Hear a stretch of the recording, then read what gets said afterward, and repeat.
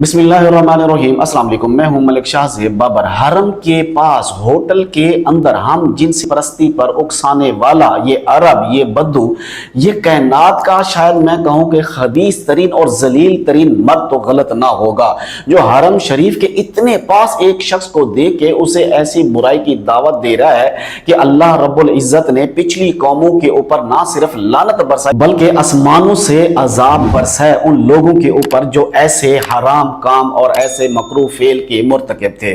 Indonesia से आया ये हाजी बैठा हुआ था, तो इससे बंदा आया और इसने बात शुरू की और उससे कहता है कि यहाँ पे क्यों बैठे हो? ये कहता है मैं अपनी माँ के साथ आया हूँ, वो अभी वापस नहीं आई तो मैं उसका इंतजार कर रहा हूँ। तो ये कहता है कि आओ तुम्हारे कमरे में चले। वो उससे पूछता है कि क्यों? वो उसे कहता है कि बाद में वाजे कर देता है कि ये हम जिन्स परस्ती के लिए चलते हैं। वो पूछता है कि क्या तुम लूती हो? वो हाजी पूछता है कि तुम लूती हो, तुम गे हो?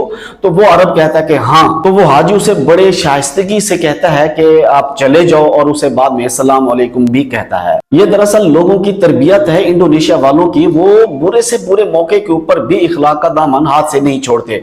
लेकिन आप इस शख्स की जिल्लत की, पस्ती की इंतहा देखिए कि किस कदर ये पस्त और जलील इंसान है कि इसे पता ही नहीं है कि मैं किस मुकद्दस शहर में हूं।